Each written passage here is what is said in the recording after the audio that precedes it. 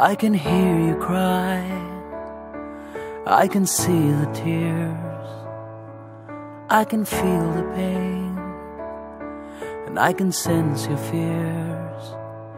But there's something you should know, that you're not all alone. Standing right there by your side, I'm your friend, I'm your own. So let's hold on, let's hold on, let's hold each other's hand. Let's hold on, let's hold on, and together we will stand. And even the darkest night will end, and the sun will rise again. And even the darkest night will end, and the sun will rise again.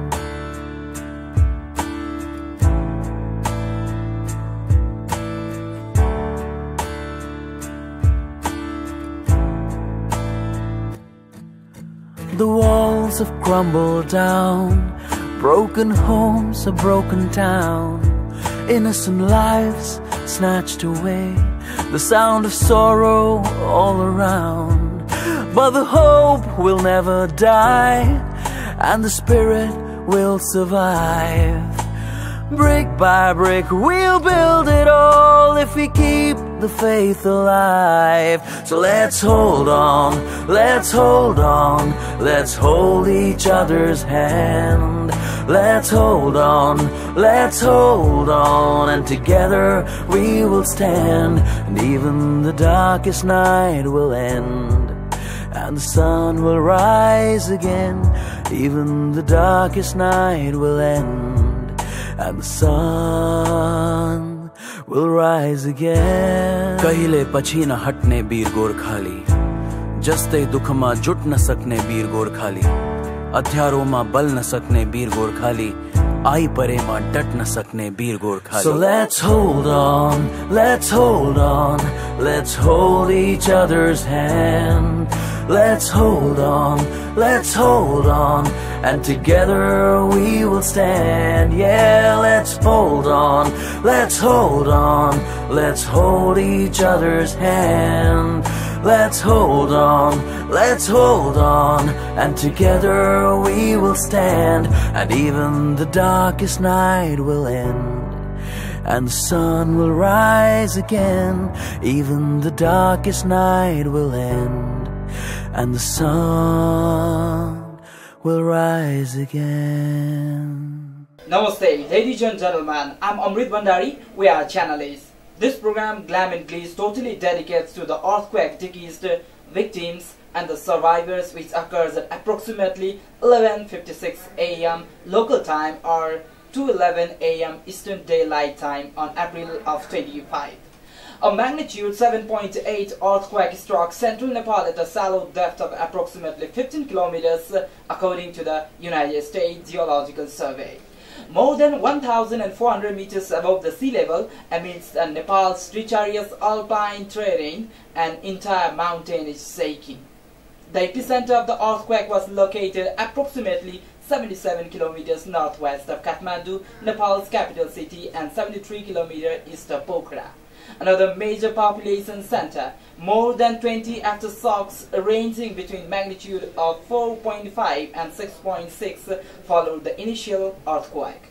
It is the worst earthquake in Nepal since 1934, when some 8,500 people were killed. Its epicenter was the village of Barpak, Gorkha district, and its hypocenter was at a depth of approximately 15 kilometers. It lies more than 2,000 meters above the sea level at the epicenter of the deadly April 25 quake, which has claimed 7,365 lives till date.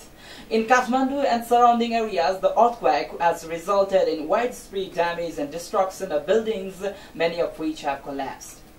The earthquake also damaged roads and other public infrastructure. The Global Disaster Alert and Coordination System, a collaboration between the United Nations and European Commission, estimates that 6.6 million people live within 100 kilometers of earthquake's epicenter. The route here has involved an 8-hour drive west from Nepal's capital along a bumpy road winding its way along the banks of the Treacherous River. The epicenter of the aftershock was located approximately 67 km east of Nepal's capital city of Kathmandu. Since the April 25 earthquake, USGS has reported nearly 50 aftershocks of various intensities between magnitudes of 4.0 and 6.7. The United Nations estimates 8 million people may be affected by the earthquake across 39 of the country's 75 districts. The most severely affected areas include Bhaktapur, Dhading, Dolakha, Kathmandu, Kabri, Lalitpur, Nuakot, Ramechhap, Rasua and Sindhupalchok district in Nepal's center region, as well as Gorkha district in Nepal's western region. There we can see much more of the abandoned village. The outer path of the mountain is marked with gaping crevices and uprooted trees tossed down the slope. One should proceed with caution as the steep walkway is unstable and there is a constant threat of falling debris from the frequent tremors, as when we pass to such abandoned village like Mandre, which is unknowingly empty. Further up the mountain, after a 7-hour trek of the motorable road, one can finally reach Barpak. The scene is one of the complete devastation. The mountainside is dotted with white stones marking graves of the freshly buried. 95% of the homes here are destroyed. Those that survived are made of bricks and concrete, as opposed to the stone and timber construction that predominates. The village is a sea of debris, corrugated iron and piled of timber. There is a din of clanking and hammering as residents undertake the work of dismantling the wreckage themselves. Why more assistance has failed to make it from Kathmandu to here, where it is needed the most, seems inexplicable. Even here at the earthquake's epicenter, aid has been frustratingly slow in arriving. It was the most powerful disaster to strike Nepal since the 1934 Nepal-Bihar earthquake. Some casualties were also reported in the adjoining areas of India, China and Bangladesh. The earthquake triggered an avalanche on Mount Everest, killing at least 19, making it the deadliest day on the mountain in history. It triggered another huge avalanche in Langtang Valley, where 250 were reported missing. Hundreds of thousands of people were rendered homeless, with entire villages flattened across many districts of the country. Centuries-old buildings were destroyed at UNESCO World Heritage Sites in Kathmandu Valley, including some at the Kathmandu Darbar Square, the Patan Darbar Square, and the Bhaktapur Darbar Square. Geophysicists and other experts had warned for decades that Nepal was vulnerable to a deadly earthquake, particularly because of its geology, urbanization, and architecture. Continued aftershocks occurred throughout Nepal, with one shock reaching a magnitude of 6.7 on 26th of April at 12:54:08 Nepal Standard Time. The country also had a continued risk of landslides. According to the USGS, the tremor was caused by a sudden thrust, a release of built-up stress along the major fault line, where the Indian plate carrying India is slowly driving underneath the Eurasian plate, carrying much of Europe and Asia. Kathmandu, situated on a block of crust approximately 120 kilometers wide and 60 kilometers long, reportedly shifted 3 meters to the south in just 30 seconds. That's amazing.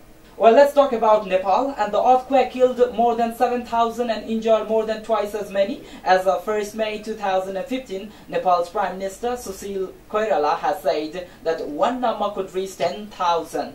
The rural death toll may have never lower than it could have been, as villagers were outdoors walking when the quake hit. Let's talk about India. A total of 78 deaths were reported in India, 58 in Bihar, 16 in Uttar Pradesh, 3 in West Bengal and 1 in Rajasthan. The earthquake caused many avalanches in Mount Everest. At least 19 climbers, including the Google executive Dan Fredenberg, also died, with others injured or missing. Well, let's talk about the landslides in the Langtang Valley. In the Langtang Valley, located in Langtang National Park, around 250 people were reported missing after an avalanche hit the village of Gorkha and the village of Langtang. The avalanche was estimated to have been 2 or 3 kilometers wide, and Gorkha was an area popular on the Langtang trekking route.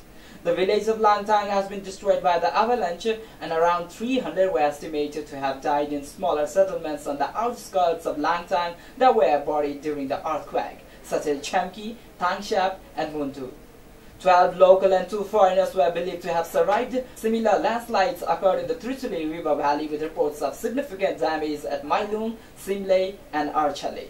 On 4th of May, it was announced that 52 bodies have been found in the Langtang area, of which 7 were foreigners. Hundreds of thousands of houses were destroyed across many districts of the country, with entire villages flattened, especially those near the epicenter. The Trivandrum International Airport serving Kathmandu was closed immediately after the quake, but was reopened later in the day for relief operations and later for some commercial flights. It subsequently shut down operations sporadically due to aftershocks, and on 3rd of May was closed temporarily to the largest planes for fear of runway damage.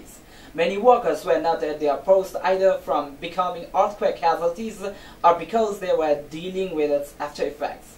Flights resumed from Pokhara to the west of the epicenter on 27th of April, and reports from Christian websites reported that church buildings fell onto the heads of congregations while they were praying, leaving at least 500 Christians dead and 400 churches wiped out. Kathmandu Square, UNESCO World Heritage Site, also collapsed, as did the Dharara Tower, built in 1832. The collapse of the latter structure killed at least 180 people. Manokamana Temple in Gorkha was also destroyed. The northern side of Janaki Mandir has been reported to be damaged. Several temples, including Kathmandu, Panstale Temple, the 9-story Basantapur Davar, the Dasavatar Temple, and the 2 devils located behind the Shiva Parvati temples were also demolished by the quake. Some of the monuments, including the Kumari Temple and the Talizu Bhavani Temple, partially collapsed. The top of the Jayabageshwari Temple and Gausala and some parts of the Pashupatinath Temple, Swayambhunath, Bauddhanath Stupa, Ratna Mandir inside Rani Pokhari and Darar High School have been totally collapsed. In Patan, the Chagunarayan Mandir, the statue of Yog Narendra Malla, a party inside Patan Darbar Square, the Talezu Temple, the Harisankar, Uma Maheswar Temple, and the Machindranath Temple in Bhumati were also destroyed. In Tripureshwar, the Kal Mochan Ghat, a temple inspired by Mughal architecture, was completely destroyed, and the nearby Tripura Sundari also suffered significant damage. In Bhaktapur, several monuments, including the Phasi Deva Temple, the Chardham Temple, and the 17th century Baisakh Durga Temple, were fully or partially destroyed. Outside the valley, the Manokamana Temple in Gorkha, the Gorkha Darar, the Palanchuk Bhagwati in Khavre Palanchuk district, the Rani Mahal in Palpa district, the Janaki Mandir in Janakpur, the Churiamai in Makwanpur district, the Dolakha Bhimsenistan in Dolakha district, and the Nuakur Darar were partially destroyed. Yeah, we have lost most of the monuments that had been designated as World Heritage Sites in Kathmandu, Bhaktapur and Lalitpur districts, Nepal. They cannot be restored to their original states, as far as I think, while going on this program too. Well, let's talk about the economic effects that the earthquake has brought. Nepal, with a total gross domestic product of US dollars 19.921 billion, as according to our 2012 estimates, is one of the Asia's poorest countries and has little ability to fund a major reconstruction effort on its own. Even before the quake, the Asian Development Bank estimated that it would need to spend about 4 times more than it currently does actually on infrastructure through 2020 to attract the investment. The US Geological Survey initially estimated economic losses from the tremor at 9% to 50% of gross domestic product, with a best guess of 35%. And it's too hard for now to tell the extent of the damage and the effects on Nepal's GDP. And about 90% of soldiers from the Nepalese army were sent to the stricken area in the aftermath of the earthquake under Operation Sankat Mochan, with volunteers mobilized from other parts of the country. Rainfall and aftershocks were factors complicating the rescue efforts, with potential secondary effects like additional landslides and further building collapses being concerns. Impassable roads and damaged communications infrastructure posed substantial challenges to the rescue efforts. Survivors were found up to a week after the earthquake. As of 1st May 2050, international aid agencies like Médecins Sans Frontières, that's Doctors Without Borders, and the Red Cross were able to start medically evacuating the critically wounded by the helicopters from outlying areas, initially called from the capital city, Kathmandu, and treating others in mobile and makeshift facilities. The fear of epidemic looms over shortage of water and toilets and the makeshift nature of living conditions The government of Nepal has declared a state of emergency for earthquake-affected areas and requested international assistance. Government of Nepal identified the priority needs include search and rescue capacity, medical assistance, rubble removal equipment, and logistical support for transport to difficult-to-access areas. What's the takeover of national and international neighboring east and west countries? How we are collecting some international aid? Chile's earthquake barely made the news whilst Nepal has brought complete and utter devastation. How did the two such similar earthquakes have such disparate effects? And what is the current situation of Nepal? We give some major insights regarding all those matters, and this is a special package about the natural catastrophe earthquake hardly hitting in Nepal and its aftermath. We will catch you on the other side of the break, so don't go anywhere, stay tuned.